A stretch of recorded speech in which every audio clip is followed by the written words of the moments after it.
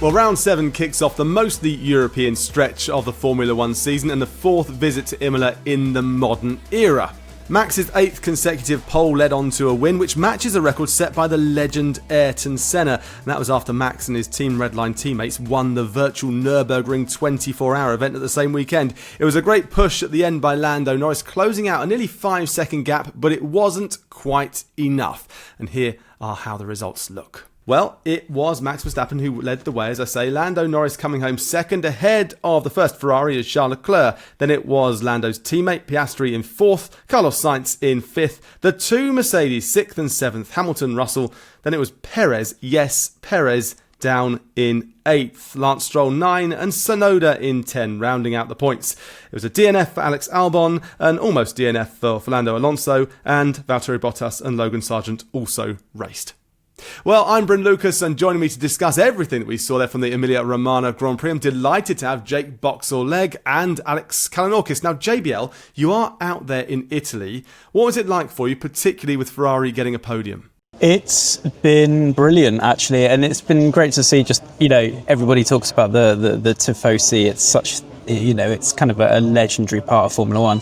And I've kind of never been in it before. So to see so many people dressed in red, wandering around just outside the media centre, there's a whole host of like classic cars and classic F1 cars and things like that. It's just great to see everybody kind of enjoying that. So yeah, it's been great to be a part of. There is a massive stage right next to the media centre, and it is currently very loud. So I do apologise for any thwomping bass that you're about to hear. It's not my music, so apologies for the quality of it.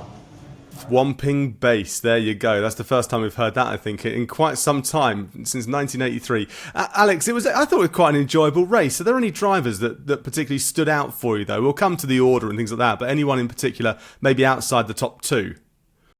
Yuki Tsunoda, that I'm sure we're going to talk about, but I don't want to talk about him at the moment, Bryn, because I'm going to have to lambast you for enjoying that race. It was truly terrible. And frankly, if the question had come to me, how am I feeling? I would say pretty pissed off, because I think that could have been a much better race and various bits wrecked it. I think Pirelli, the decision to go a step softer on the tyres completely didn't work. Not only was it a one-stopper for the leaders, it just made Red Bull's day easier. The one thing we know that car, well, there's a few things we know that car can definitely do. One of them is be very kind on its tyres, and it was much better on the mediums. And then when, as we'll come to, Max Verstappen lost the tyre temperature on the hards, and McLaren and Lando Norris were able to keep those alive, it came down to the mediums didn't being the difference. So yeah, that was a mistake, I think, in retrospect. We can say now, and it made 90% of that race really, really, really tedious. And the other problem was there was overtaking, but really not a lot. And the key reason why the DRS zone was shorter than in 2022. Why was that? We know it's hard to overtake around Imola. What we love about it is that it's a brutal old school track. It needs a bit of a helping hand, and I think really, again, F1 bit of a shooting in the foot example here. But yeah, no, let's talk about Yuki Tsunoda later once I've exercised that fury at that terrible race. Just like, it's like rub your earlobes and just in with the good, out with the bad. I'll tell you what, I'm going to qualify it as an enjoyable race, because I'm going to say why. Because maybe it's slightly tinted, but the last 5 laps or so, Lando Norris was hunting down Verstappen like a mad thing. But there was, Perez going off, running through the gravel, Hamilton doing the same as well. There were a few moments, I think, that gave us something to cling on to, and I thought it was okay. I sat there, I had my shandy in my right hand, and I was quite happy with a notepad in my left and watching on. Drinking on the job, Bryn, that's a bit outrageous. No, small joke there.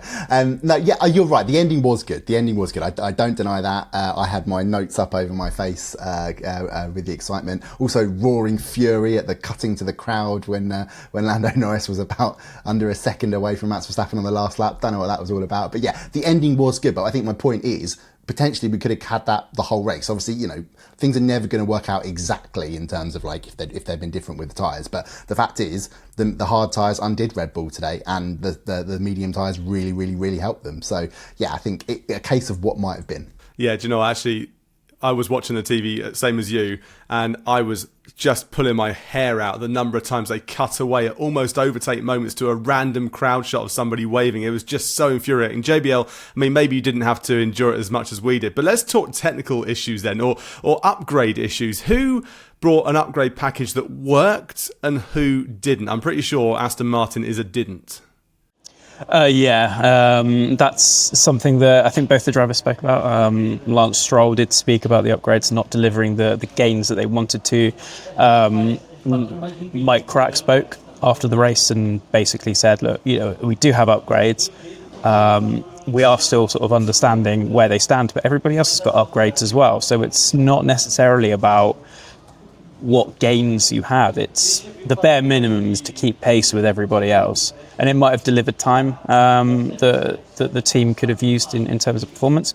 But ultimately, you have the likes of Mercedes and Ferrari and Red Bull bringing their own upgrades as well. McLaren had their own in Miami previously, which Oscar Piastri now had. So at the bottom line, they had to keep pace. I don't necessarily know if you could say they did that.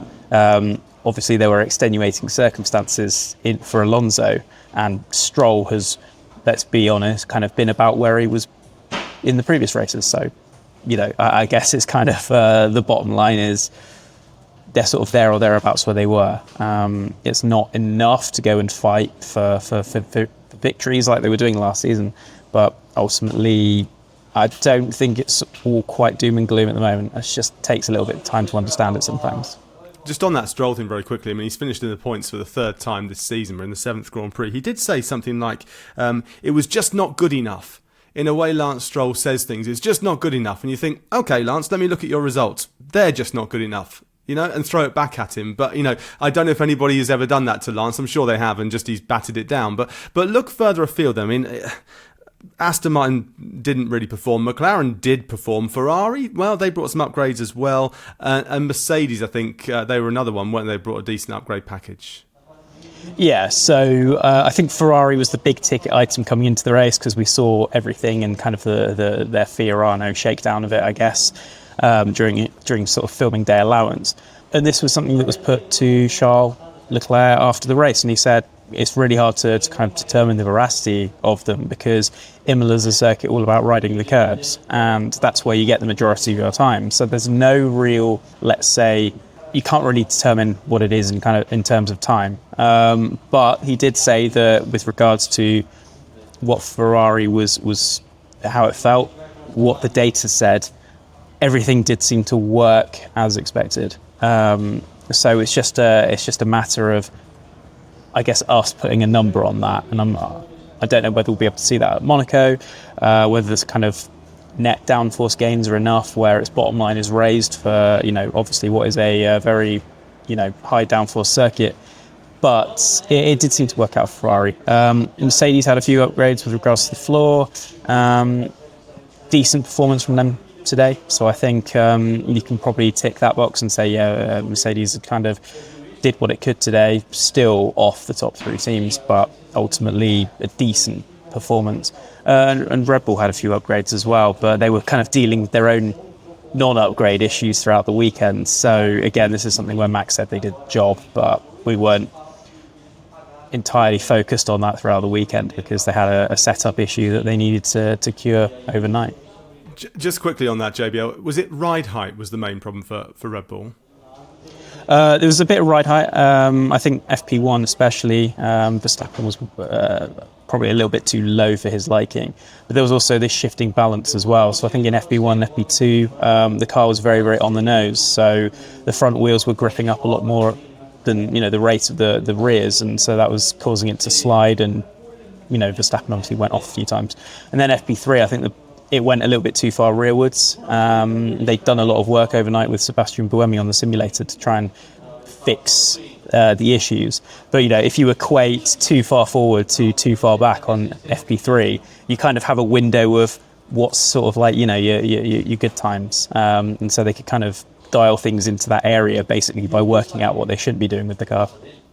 Somebody else who spent a fair bit of time in the simulator was Max Verstappen over the weekend because he raced in the virtual event, didn't he, Alex? Now, let's just talk about some of these other drivers as well. Let's just talk about your prediction, by the way, at the beginning of the week. Now, I haven't verified this. I can't remember which you said, but I'm pretty sure you said Max to win, Lando second and Charles third.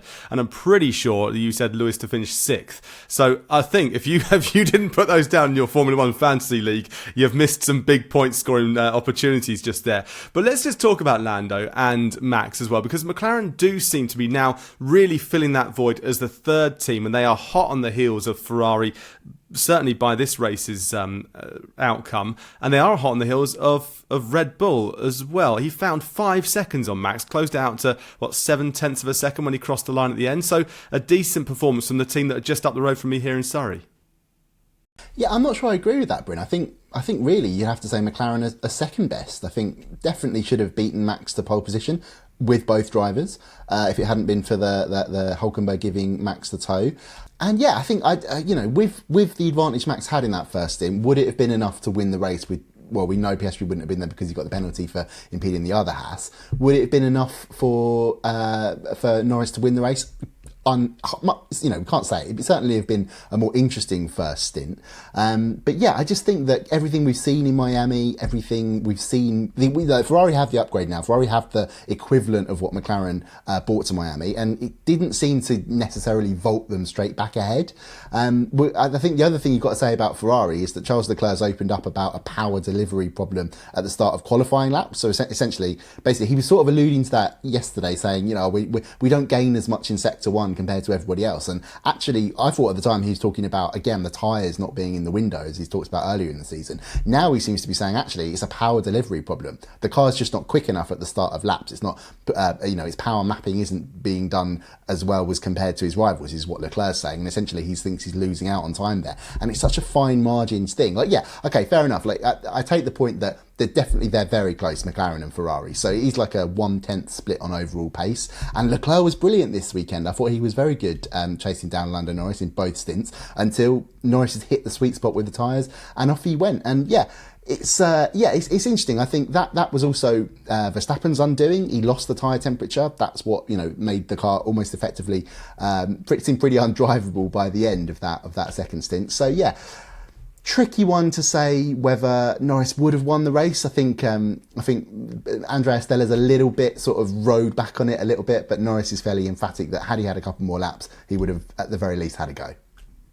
JBL, would Ferrari or are Ferrari frustrated by the fact that when Lando went, Charles Leclerc could not respond? Oh, I think it was a little bit of just the ebb and flow of the tyre strategy, really. And actually, Lando spoke pretty at length about that kind of transition point. I think it was around lap 40, lap 41, where he'd said, Leclerc's just a lot quicker than me at this moment in time. So he said that he basically played with every switch on his steering wheel to try and get something out of the tyres. I think a lot of it was traffic related as well. He changed some diff settings, he changed some power delivery settings and things like that. And when he came out of the traffic, he started to feel that his tyres were actually coming to him a little bit more. And so that was kind of the crucial thing, because he'd been very kind of careful with how he managed the tyres at the start of that kind of hard tyre stint, especially with regards to traffic, because you can't take too much out of it. You just got to kind of, bed it in easily, and then when you've got the performance at the end of the race, you can use that. So I think that's what he was trying to do. Whereas Verstappen out in front, because Red Bull had done so little hard tyre running over the weekend, particularly with the changes and setups and things like that, their kind of data set wasn't particularly expansive. And so that's a little bit where Verstappen struggled towards the end of the race, didn't really know where the limit was with them. Whereas Norris, turned up to the weekend and had a pretty decent setup, so there wasn't too much difference from the McLaren side. So I think that's where he kind of won out. I do think Verstappen kind of lost the tyres a little bit towards the end as well, just sliding around too much, taking too much out of them, and Norris had the life and was able to go for it. Yeah, that was the key thing that Horner spoke about, was that basically they didn't do enough hard tyre running in FP2. They sort of saved a set there, and the thinking was that had they in retrospect, they'd go back, use it there, and potentially get a bit more knowledge about what would happen later on in the second stint in the race. Cheers for that, Alex. It's nice to get some sort of additional info on it. I just want to talk about a couple of other drivers as well. Yuki Tsunoda is one. I definitely want to come back to Yuki. You've mentioned him earlier on, but let's talk about Albon. Now, Albon signed a contract extension, didn't he, just the other day as well? But he had a real nightmare. What can you tell us, Alex? yeah, good news for Albon in that his F1 future is secure. You know, we already knew it was going into 2025, but, you know, he's the sort of driver that would be wanting sort of to look long term, and he's got that with Williams. Whether that's the right call in terms of being the most successful with the best team, you'd have to say not, considering where Williams currently are, and the frankly startling admission from James Vowles, or yet another startling admission from James Vowles, that the car's just overweight, shipping, you know, a good 4/10 just in excess weight, and that previous Williams cars in the last few years have absolutely been overweight. So yeah, that's rather alarming. But I think basically Albon's gambling that the upsides, that the things that Vowles is implementing will sooner rather than later, he hopes, pay off, and Williams will turn it around. But yeah, very hard race for him today, and not really his fault. Came in for his pit stop on lap 8, seemed to be slightly slow, just gets the green light as he goes to go back out. He obviously hits the gas, heads out the pit box. The Williams mechanic, or the mechanics on the right front corner, go back to sort of try and have another go at the wheel, but there's not enough time, the car's already gone. All looking fine until Albon gets out of the pit lane, hits the pit lane limiter, and at that point he's thinking, oh, hang on a minute, it doesn't feel quite right, turns into Tamburello, and then immediately, as soon as he gets out the second part, he's not even bothering to accelerate at that point. He's on the radio saying the wheel's loose.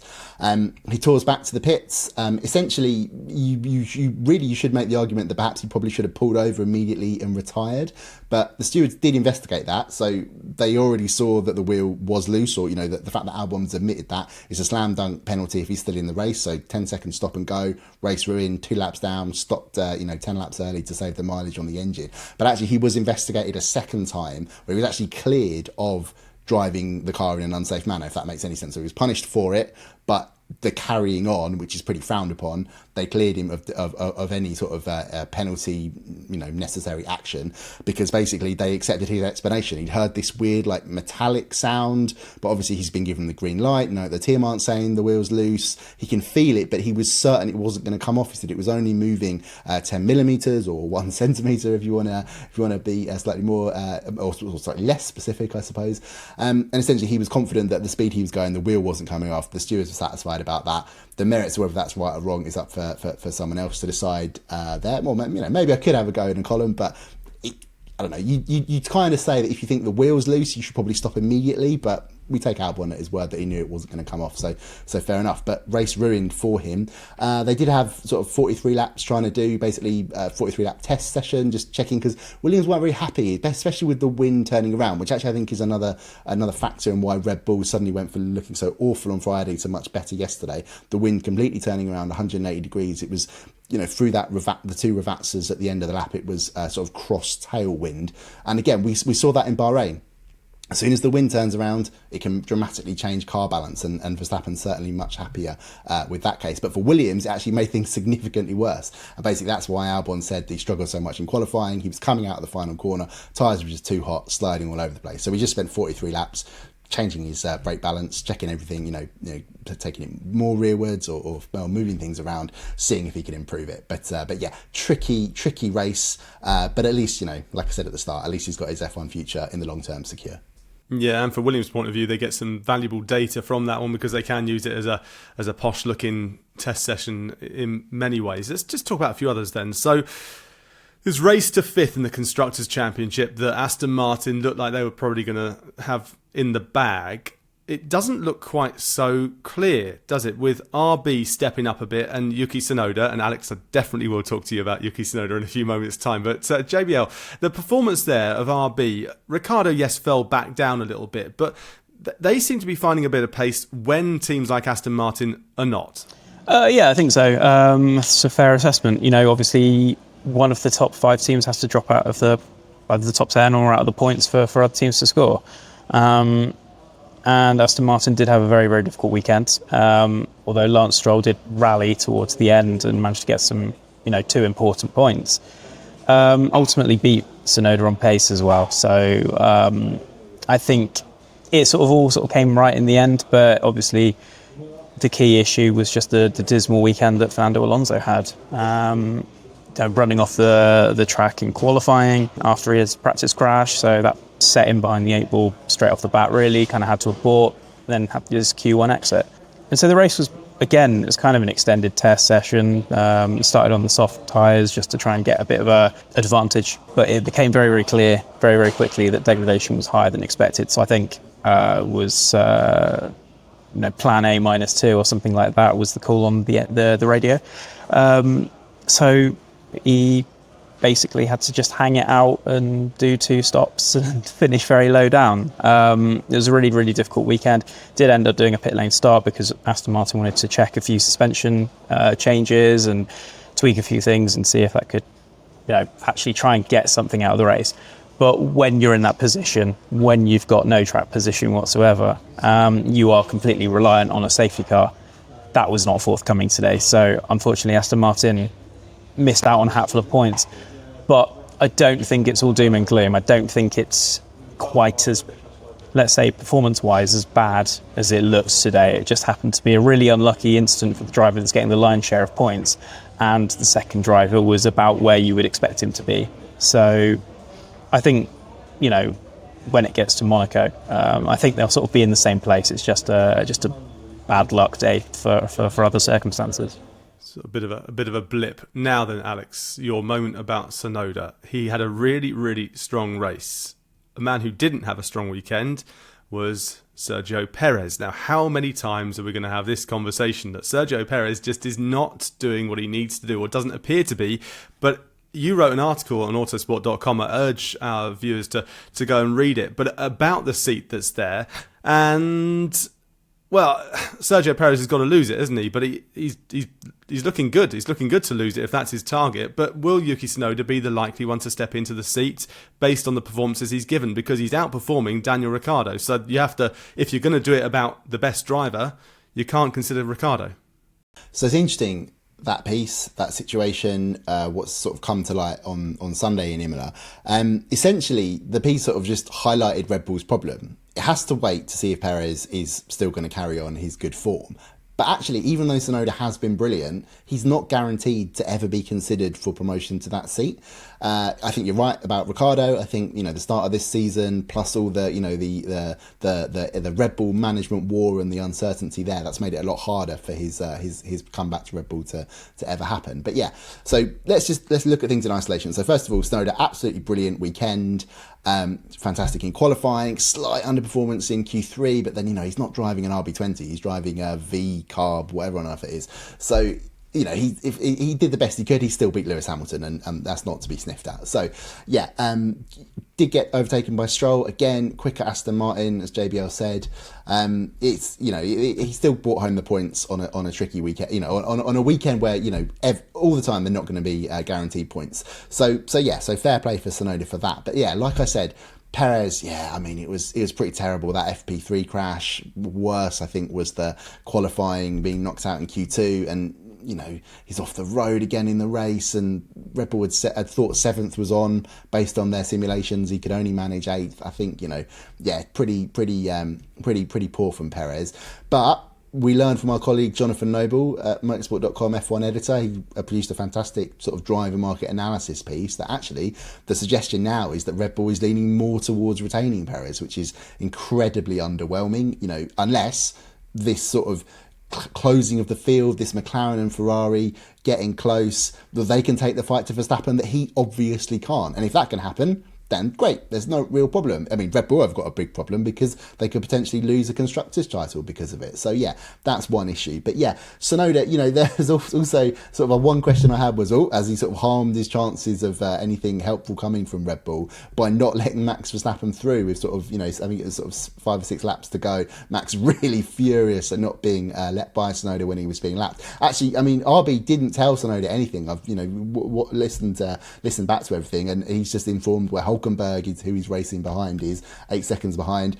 As soon as he gets the call that Max is behind him, he lets him over immediately. So it's not like RB were like, get out of his way, and Tsunoda was ignoring it. So yeah, just an interesting bit of fury. But actually, the chances of Tsunoda getting the Red Bull promotion, it's less to do with little moments like that, and more the fact that, we just know historically Helmut Marko doesn't really rate him. It's just, there's not the momentum within the Red Bull camp for Tsunoda to ever get that seat. So yeah, brilliant performance. It's at the very least, you can say he's developing into an excellent Grand Prix driver. It's just where he goes from RB, if he ever does. Yeah, it must be really frustrating though if you are a driver at a team like RB and you're serially not linked to a seat that your teammate is being linked to, and yet you're outperforming them all the time. Let's talk about seats and moving around then. JBL, you're out there in Italy. There's been photos and rumours of a few drivers popping into other setups, one being Bottas. Yes, although he joked that he was just simply getting some coffee from the Williams motorhome because he'd run out. A man who I believe has his own coffee brand has run out of his own stuff. And he went to talk to a man who doesn't drink coffee, or yes, doesn't drink it on Saturday or Sunday. A man who doesn't drink caffeine until Sundays. So that was quite an interesting story. But obviously, this is the situation now where Sauber's looking elsewhere for drivers. It's going to be a long shot if they retain either of the current incumbents of Bottas or Zhou, because Audi is already looking ahead to 2026, Hulkenberg being one of them, wants Sainz for the other one, but there's an option that is set to elapse if he doesn't sign the deal, let's say in the next month or so. But Bottas has options, Williams being one of them, because Sargent's looking very under threat. Even James Vowles, who has exerted quite a lot of patience with the American driver, has basically said, look, he needs to sort it out. He needs to get his head back in the game, and he needs to start performing, or otherwise, he might not be in the car next year. So a lot of rumours about Sargent, that kind of thing. So Bottas has an option there for 2025. Alpine might be an option as well if Esteban Ocon or Pierre Gasly leave the team. Haas might also be an option as well. So Bottas does have options. I'm sure he's casting his net out around the pit lane. Some people have suggested, why didn't he go back to Mercedes or something like that? I think that ship has long since sailed. But, there's plenty of opportunities for him. And, there's a few other drivers that probably want a bit of an upgrade on their current employment. So, it's all finely poised at the moment. It's all very, very interesting.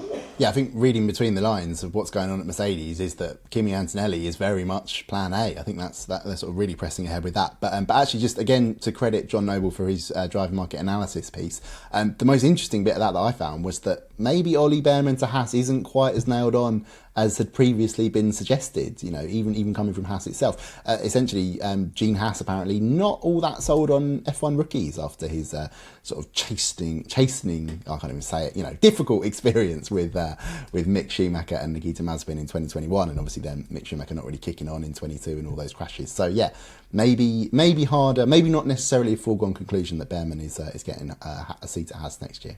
Something we can talk about more in the podcast, I think, a little bit later on, is Carlos Sainz, and I want to finish on this one if I can. Carlos Sainz, his management team were seen in the in the Red Bull setup, just spreading false rumours now, in the Red Bull setup, and also seen in with Alpine. Now, they're very, very different ends of the spectrum, those two teams. Would you expect to see Carlos in either of those? I mean, we have spoken about this too much, so it's not gone a huge amount, but would you be surprised to see Carlos Sainz in an Alpine next year, Alex? I mean, I still think he's going to be in an Audi next year. I think, I'd love him to be in a Red Bull because I think that's tremendously more interesting. And going back to the Perez Tsunoda discussion, as I put in that piece that I wrote, Sainz is a clear upgrade on both of them. But yeah, no, I think Audi's still the most likely one, simply because it's just, the sort of the more sensible option. You can probably earn more money there as well. You would have thought, given the sort of the manufacturer might of Audi. But equally, Sainz and his camp have been completely open that they are talking to every team, and I'm fairly sure that will have included in fact, I know that included Williams as well. So yeah, it's every team that they were there. It's the sensible thing to do. All the options, you want to sound them out. So I don't think that's necessarily like a totally ridiculous sort of why are they out? Why are they doing that? Is that his last resort sort of thing? So no, I think still what you'd expect from Sainz. Audi obviously still the best available option, and he's still hoping out that something will change at Red Bull. And look, we're going to Monaco next week, where what did Sergio Perez do in Q1 there? Biffed it straight into the barriers, which is interesting when Christian Horner goes today. He always goes very well at Monaco, or does he, Christian? Because he definitely didn't last year. So things could change, and as we understand, end of the month is the option for Sainz to decide whether he does go to Audi. So what can change between now and then? I can't remember the word you used at the beginning, JBL, but we've had biffed to end this podcast, and we had another word at the beginning which was just as eloquent as well. So, gents, thank you very much. What was it again? Thwomp. Thwomp and Biff. We've had both of those. Great stuff. I also gents, used lambasted, which I think is an excellent word. That is a very good shenanigans. I haven't used that at all, but I love that word. Listen, gents, thank you very much indeed. Monaco's coming up next week, so we should join one of you, both of you. Not sure. We'll find out in a few days' time. But JBL, enjoy the rest of your evening over there in Italy. Are you up to much? I've got a very long report to write, but first, after this, a little bit of dinner first, and then straight on to the hard yards. Look, there we go. Before we disappear, though, let's have a quick look at the standings, shall we? Well, unsurprisingly, Max Verstappen is leading the championship. 161 points ahead of Charles Leclerc in the Ferrari. Then it's Perez, the other Red Bull, in third place. He needs to pick up that, doesn't he? Lando Norris in fourth with 101 points now. Only 4 drivers in the 3-digit point at this stage here. Carlos Sainz 93, then Piastri, Russell, Hamilton, Alonso and Tsunoda. Go all the way down the list there. You see Zhou Guanyu and Alexander Albon, Pierre Gasly, Valtteri Bottas and Logan Sargent still yet to score.